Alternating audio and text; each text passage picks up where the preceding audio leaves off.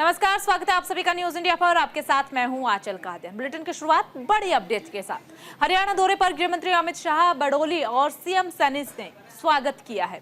आपको बता दें कि बीसी सम्मान सम्मेलन में शाह शामिल हुए हैं। हरियाणा में कांग्रेस पर जमकर भी बरसते हुए नजर आए हैं। ये बड़ी अपडेट इस वक्त आपको बता रहे हैं। अमित शाह की तरफ से कई तरह के बयान भी दिए गए हैं, तो ये बड़ी जानकारी। बीसी सम्मान सम्मेलन में शामिल हुए गृह मंत्री अमित शाह आज हरियाणा दौरे पर है। मैं बनिया हूं, पाई पाई का हिसाब देने को तैयार हूं, अमित शाह की तरफ से कहा गया है। तो यहाँ पर सीधा अमित शाह हुड्डा को चैलेंज करते हुए नजर आए हैं। सीएम सैनी और प्रदेश अध्यक्ष मोहन लाल बड़ोली ने गृह मंत्री अमित शाह का स्वागत किया है। हरियाणा केंद्रीय विश्वविद्यालय प्रांगण में बीसी सम्मान सम्मेलन में केंद्रीय गृह मंत्री अमित शाह ने बतौर मुख्य अतिथि पहुंचे। केंद्रीय गृह मंत्री के अलावा प्रदेश के मुख्यमंत्री नायब सिंह सैनी, बीजेपी प्रदेश अध्यक्ष मोहन लाल बड़ोली समेत मंत्री, सांसद एवं विधायक इस कार्यक्रम में मौजूद रहे। कार्यक्रम को लेकर प्रदेश भर से राज्य परिवहन की बसें भी लगाई गई थी। बीजेपी प्रदेश अध्यक्ष मोहन लाल बड़ोली और सीएम सैनी ने अमित शाह का बेहद ही शानदार स्वागत किया। अमित शाह ने भारत माता की जय के साथ अपने भाषण की शुरुआत की। साथ ही जनता से तीसरी बार प्रदेश में बीजेपी सरकार बनाने का आह्वान भी किया। अमित शाह ने कहा कि हरियाणा 3 चीजों के लिए प्रसिद्ध है। साथ ही हरियाणा की माता ने देश को सबसे ज्यादा जवान दिए हैं। शाह ने इस बात का भी जिक्र किया कि सेना में हरियाणा के सबसे ज्यादा जवान हैं।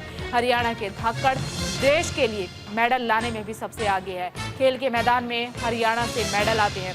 हुड्डा को चुनौती देते हुए कहा कि हमारे 10 साल और अपने 10 साल के काम का एक बार हिसाब लेकर आप आ जाइए मैदान में। हुड्डा साहब सुन लीजिए, मैं बनिया का बेटा हूं, पाई पाई का हिसाब लेकर आया हूं, आप भी मैदान में आ जाइए। तो आज गृह मंत्री अमित शाह पहुंचे हरियाणा और हरियाणा में सीधा हुड्डा को चैलेंज करते हुए, या यूं कहा जाए कि विपक्ष को चैलेंज करते हुए नजर आए हैं। महेंद्रगढ़ में बीसी सम्मान सम्मेलन का आयोजन किया, जिसमें शिरकत गृह मंत्री अमित शाह ने की है। सीएम सैनी और प्रदेश अध्यक्ष मोहन लाल बड़ोली ने गृह मंत्री का स्वागत किया।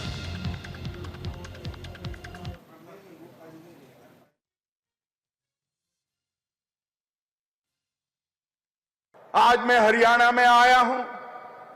हरियाणा की भूमि 3 चीजों के लिए, कश्मीर से कन्याकुमारी और कामाख्या से द्वारिका तक का पूरा देश याद करता है। सबसे पहला, यहां की माताओं ने अपने इतने लाल सेना में भेजे हैं। मैं आज जिस भूमि पर हूं, इस भूमि की माताओं ने सबसे ज्यादा अनुपात में अगर सेना में जवान भेजने का काम किया है तो मेरे हरियाणा की माताओं ने किया है। खेल के मैदानों में देश जब तालिका देखता है तो मेडल तो हरियाणा भारत के नाम पे आते हैं, मगर इसके नीचे जाते हैं तो भारत को जो 10 मेडल मिलते हैं उसमें से 7 मेडल मेरा हरियाणा का धाकड़ लेकर आता है। और तीसरा, देश अन्न के क्षेत्र में आत्मनिर्भर नहीं था। जब देश ने ललकार लगाई कि हमारा अन्न हम खुद पैदा करेंगे, तो देश के अन्न के भंडार भरने वाला मेरा हरियाणा का ही किसान था। ये तीनों चीजों के लिए पूरा देश हरियाणा को याद भी करता है, प्रणाम भी करता है। ज्यादा जानकारी के लिए ग्राउंड जीरो का रुख कर लेते। ग्राउंड जीरो से सहयोगी वीना अरोड़ा हमारे साथ जुड़ी हुई है। वीना, आज गृह मंत्री अमित शाह पहुंचे हरियाणा, क्या कुछ खास संदेश हरियाणा की धरती से देने की कोशिश गृह मंत्री अमित शाह ने की? आज केंद्रीय मंत्री अमित शाह महेंद्रगढ़ में पहुंचे थे। वहां पर एक केंद्रीय विश्वविद्यालय में उन्होंने पिछड़ा वर्ग के जो राज्य स्तरीय सम्मेलन था वहां पर शिरकत की। उनके साथ मुख्यमंत्री नायब सैनी और जो प्रदेशाध्यक्ष हरियाणा के मोहन लाल बड़ोली व हरियाणा के कई बड़े जो भाजपा के वो नेता थे वो वहां पर मौजूद थे। गृह मंत्री अमित शाह ने कहा कि वो इस हरियाणा की धरती पर आए हैं और कांग्रेस के बारे में बताया कि वो पाई पाई का हिसाब लेने के लिए आए हैं, क्योंकि कांग्रेस ने जो यात्रा शुरू की है हरियाणा जवाब मांगे, जिसके ऊपर तंज कसते हुए अमित शाह ने कहा है कि वो पाई पाई का हिसाब लेंगे कि कांग्रेस ने जब तक कांग्रेस का राज रहा तो उन्होंने हरियाणा में क्या क्या विकास कार्य किए।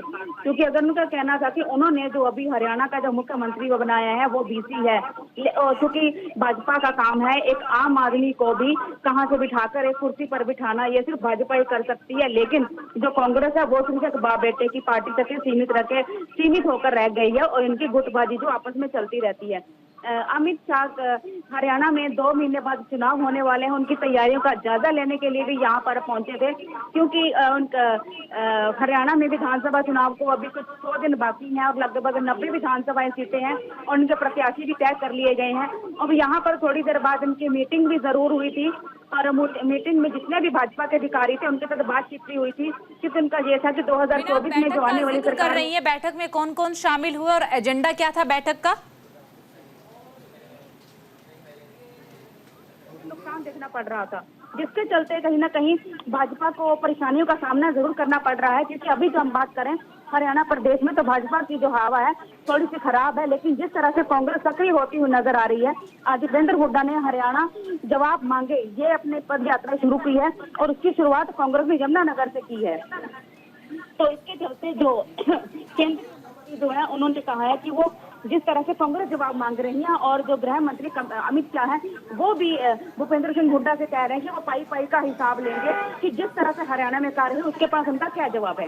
जी हाँ ठीक है। देखिए वीना, एक तरफ तो आज अमित शाह पहुंचते हैं हरियाणा और कहते हैं कि मैं बनिया का बेटा हूं, पाई पाई का हिसाब लेकर आया हूं, आप भी मैदान में आइए। खुला चैलेंज यहाँ पर हुड्डा परिवार को करते हुए नजर आते हैं। दूसरी तरफ अगर हम बीते दिन पर नजर डालें तो कांग्रेस पार्टी की तरफ से एक अभियान की शुरुआत की गई, हरियाणा मांगे हिसाब, यानी कि हरियाणा की जनता तक पहुंचना है और हिसाब मांगना कि 10 साल में क्या कुछ भारतीय जनता पार्टी ने किया है। यहां पर सियासत तो हाई हो चुकी है, लेकिन अभी आप एक बैठक का जिक्र कर रही थी। इस बैठक में कौन कौन शामिल हुए थे और बैठक का एजेंडा क्या रहा है? किस वक्त ये बैठक हुई है और क्या अभी भी ये बैठक चल रही है?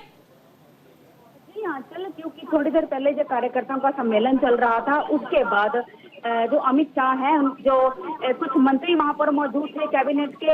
इसके अलावा बात करें तो मुख्यमंत्री नायब सैनी, प्रदेश अध्यक्ष जो मोहनलाल बडोली थे वो भी यहाँ पर मौजूद थे। और जिस तरह से उनका ये कहना, क्योंकि उन्होंने अभी 100 दिनों बाद हरियाणा में चुनाव है और वो उसकी तैयारियों का जायजा लेने के लिए भी पहुंचे ताकि किसी भी बूथ स्तर की बात करें या किसी जिले की भी बात करें कि भाजपा की स्थिति क्या चल रही है, चाहे मंत्री हो या अधिकारी हो या प्रदेशाध्यक्ष हैं, सबको आदेश दिए गए हैं कि किसी भी तरह से हरियाणा में जिस तरह की जो जनता में जो जितनी भी सुविधाएं सरकार द्वारा दी जा रही हैं उसके बारे में घर घर जाकर जनता के बारे में जायजा ले, क्योंकि भाजपा द्वारा रोजाना नई नई घोषणाएं की जा रही हैं। क्योंकि 5 सीटों के नुकसान के बाद भाजपा कहीं ना कहीं जनता को अपनी ओर आकर्षित करने का जो है पूरी तरह से वह रुख कर रही है, क्योंकि जनता अगर उनके पक्ष में होती है तो आने वाली जो सरकार होगा वो भाजपा की होगी।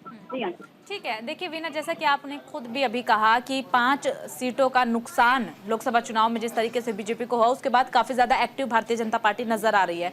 तमाम तरह की योजनाओं की घोषणा बीजेपी की तरफ से की गई है। जो घोषणाएं की गई है क्या उन पर इम्प्लीमेंटेशन हुआ है ग्राउंड जीरो पर? धरातल क्या कहता है? धरातल का क्या हाल है? जो घोषणाएं मुख्यमंत्री नायब सैनी द्वारा की गई हैं अभी धरातल पर नहीं पहुंच पाई हैं, क्योंकि कई ऐसी योजनाएं हैं जिनकी जो घोषणाएं हैं नायब सैनी ने कुछ दिन पहले ही की हैं, लेकिन विधानसभा चुनावों में सिर्फ 100 दिन बचे हैं। ऐसे में लगता नहीं है कि धरातल पर ही योजनाएं आ जाएंगी, क्योंकि योजनाओं को शुरू करने में काफी वक्त लग जाता है।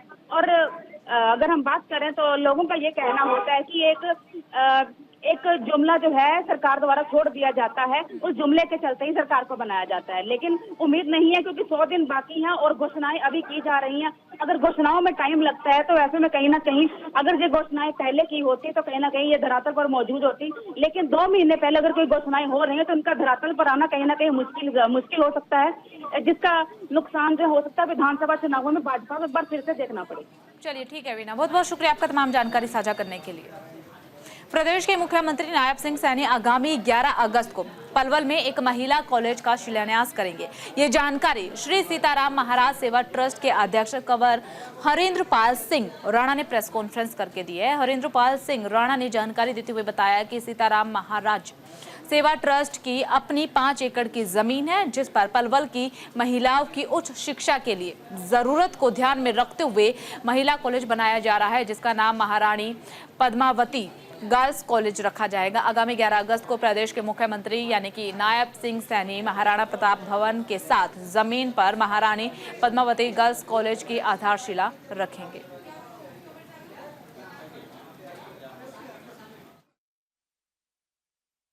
पिछले 4 साल से हम यहाँ एक सपना संजोए हुए थे।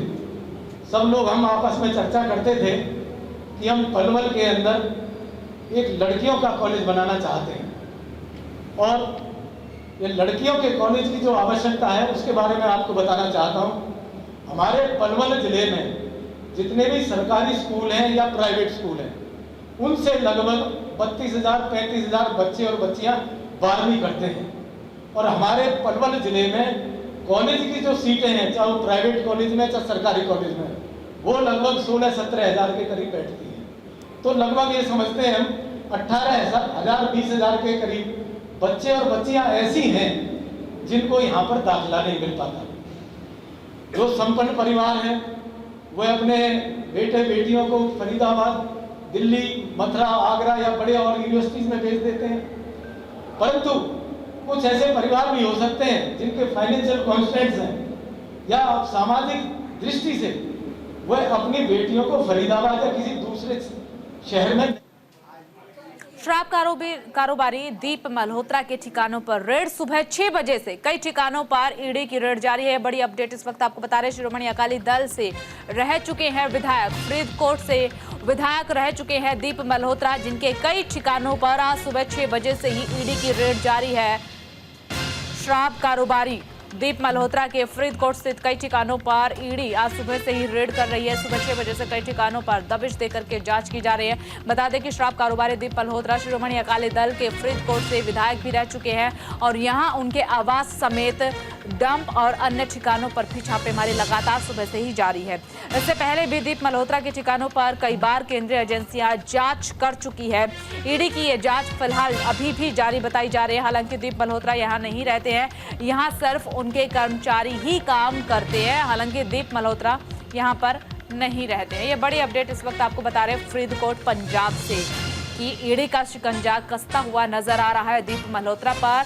न केवल पहली बार ऐसा हुआ कि शिरोमणि अकाली दल से रह चुके विधायक दीप मल्होत्रा के ठिकानों पर ईडी पहुंची है, बल्कि इससे पहले भी कई बार जांच एजेंसियां उनके ठिकानों पर पहुंच चुकी है, छापेमारी कर चुकी है।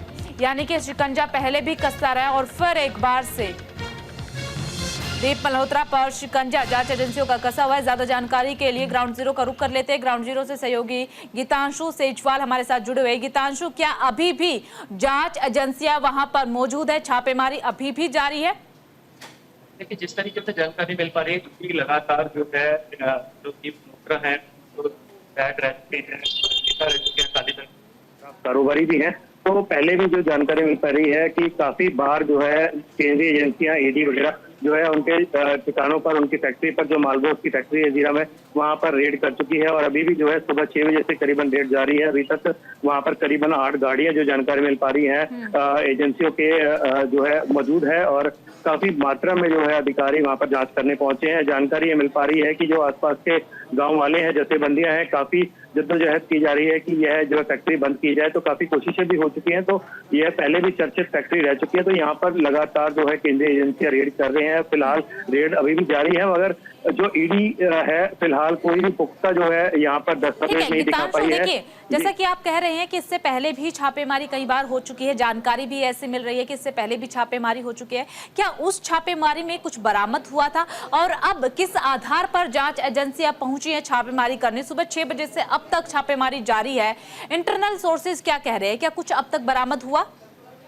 देखिए, जो हमने ग्राउंड जीरो पर जो है बात करने की कोशिश की आसपास के गांव वालों से, जो उन्होंने यही बताया है कि जो वहाँ पर दफ्तर बने हुए हैं वहाँ पर कागजात जो है खंगाले जा रहे हैं, और पहले भी ये रेड जो है कई बार पड़ चुकी है। तो फिलहाल ईडी ने अभी तक इस मामले में कोई खुलासा तो किया नहीं है, मगर किसी न किसी आधार पर जो है लगातार रेड की जा रही है। और जो अंदर के सोर्सेज से ये बात निकल के आई है कि यहाँ ये जो रेड्स लगातार पड़ रही हैं, ये मनी लॉन्ड्रिंग के केस में पड़ रही है। मनी लॉन्ड्रिंग का एक बड़ा मामला जो है यहाँ पर सामने आ रहा है, जो जिस कारण जो है ईडी लगातार यहाँ पर जांच कर रही है उनके गोडाउन पर, मालघोट की फैक्ट्री पर, उनके निवास स्थान पर। हालांकि दीप मल्होत्रा यहाँ पर खुद नहीं है और उनके कर्मचारी, उनके मैनेजर्स वगैरह यहाँ पर मौजूद हैं और लगातार यहाँ पर दस्तावेज खंगालने की जो है मुहिम सुबह 6 बजे से अभी तक जो है जारी है और अगर कुछ सामने आता है तो वह भी जरूर जो है आगे लाया जाएगा। जी चलिए ठीक है गीतांशु, बहुत बहुत शुक्रिया आपका तमाम जानकारी साझा करने के लिए। चलिए खबरों में आगे बढ़ते हैं। पंजाब में हाल ही में हुई बारिश के कारण जहां गर्मी से थोड़ी सी राहत लोगों को मिली है, तो वहीं अब एक बार फिर से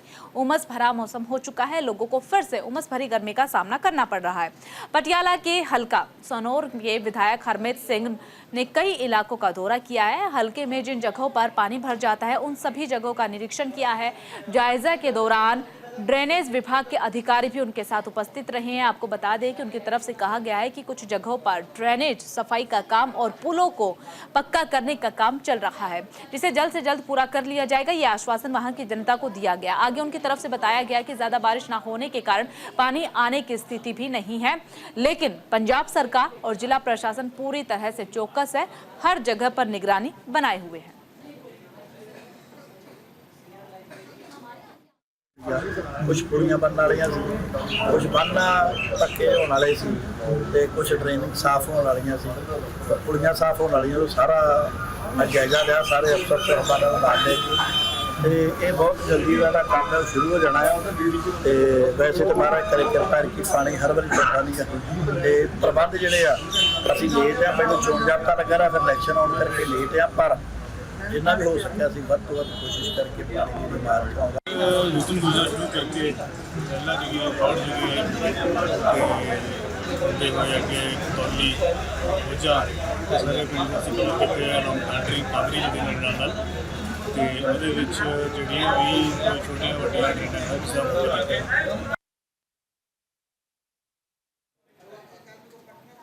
फिरोजपुर में बदमाशों के हौसले बुलंद है।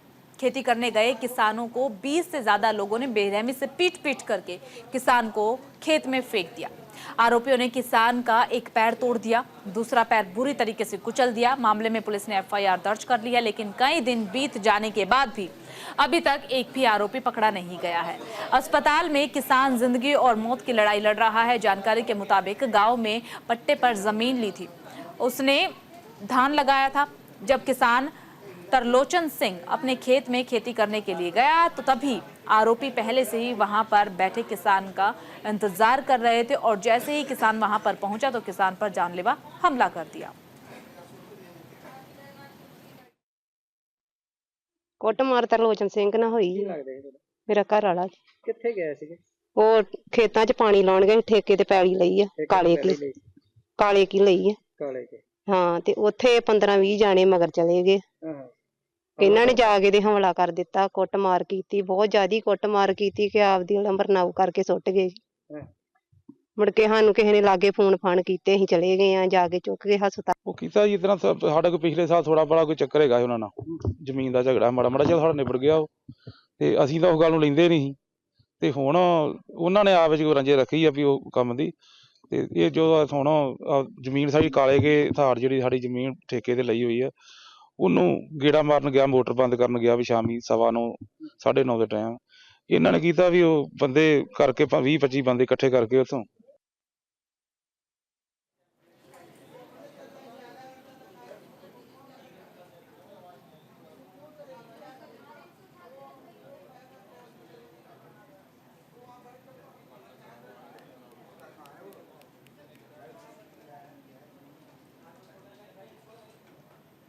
और इस बीच मिल रही बड़ी अपडेट आपको बता दें, हरियाणा के किसानों की तरफ से बड़ा ऐलान किया गया है। शंभू बॉर्डर खुलते ही दिल्ली कूच करेंगे किसान, ये बड़ा ऐलान कर दिया गया है हरियाणा के किसानों की तरफ से। 17 जुलाई को अंबाला SSP कार्यालय का घेराव करेंगे युवा किसान।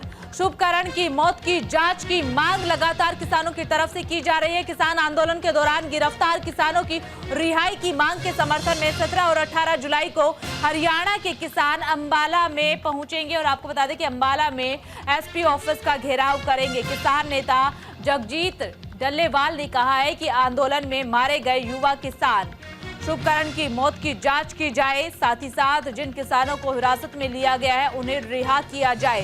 हरियाणा पुलिस के अधिकारी को ज्ञापन सौंपने का अन्यायपूर्ण भी बताया है। हरियाणा सरकार पर आरोप लगाया है कि सरकार अपने पुलिस अधिकारियों को बचाने की कोशिश कर रही है। किसान नेता ने इस बात का भी जिक्र किया कि शंभू बॉर्डर खोलने के हाईकोर्ट के आदेश के बाद हरियाणा सरकार सुप्रीम कोर्ट गई है। चलिए, ज्यादा जानकारी के लिए ग्राउंड जीरो का रुख कर लेते हैं। ग्राउंड जीरो से सहयोगी वीना अरोड़ा हमारे साथ जुड़ी हुई है। वीना, क्या कुछ है जानकारी, एक बार विस्तार से बताइए। देखिए, मामला कोर्ट में भी पहुंचा हुआ है और अब किसानों की तरफ से बड़ा ऐलान किया गया कि बॉर्डर खुले तो हम दिल्ली कूच करेंगे। जी आंचल, लगभग बिल्कुल 9 महीने 10 महीने होने वाले हैं लगभग जो जीटी रोड और हाईवे हैं बंद पड़े हैं। किसान आंदोलन के चलते ये हाईवे लगातार बंद है और आम जनता को भी परेशानियों का सामना जो है करना पड़ रहा है और ट्रांसपोर्टेशन पर भी बहुत फर्क पड़ता है। जैसे कि हाई कोर्ट ने एक हफ्ता पहले आदेश दिए थे कि 7 दिन बाद ये बैरिकेडिंग खोल दी जाए, जबकि शंभू बॉर्डर पर 7 लेयर की बैरिकेडिंग की गई है। आज इसको खोलने का आखिरी दिन था, लेकिन बैरिकेडिंग जब नहीं खोली गई है और ऐसे ही रहेगी, जिसके चलते जो हाई कोर्ट है सुप्रीम कोर्ट में चली गई है। जबकि किसानों ने ये बिल्कुल साफ कर दिया है, जो उनके जो नेता है डल्ले वाला, उन्होंने कहा है कि वो बैरिकेडिंग हटते ही वो दिल्ली कूच करेंगे और दिल्ली कूच करने के साथ ही, क्योंकि उनकी जो मंशा सिर्फ दिल्ली पहुंचने की है और रामलीला मैदान में पहुंचने की है, क्योंकि अगर सरकारों ने कहीं पर भी रोकती है तो उसकी जिम्मेदारी जो है वो सरकार की होगी, क्योंकि ये आंदोलन करना उनका अधिकार है। क्योंकि अगर सरकार उनको रोकती है तो उसका मतलब ये है कि सरकार उनकी मांगों को मानना नहीं चाहती।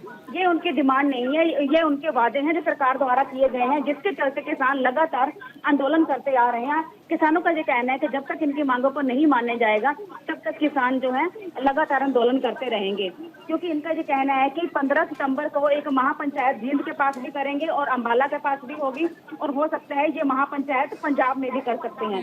क्योंकि अगर यहाँ से बैरिकेडिंग खोल दी जाती है तो किसानों को सामान इकट्ठा करने में वक्त जरूर लगेगा, लेकिन सामान इकट्ठा करते ही दिल्ली की ओर ये कूच कर देंगे। लेकिन अगर बात करें किसानों की, जिस तरह से हालात नजर आ रहे हैं, एक बार फिर से जो है कहीं ना कहीं आंदोलन सख्त हो सकता है कि अगर किसान दिल्ली कूच करेंगे तो हालात ऐसे तनावपूर्ण।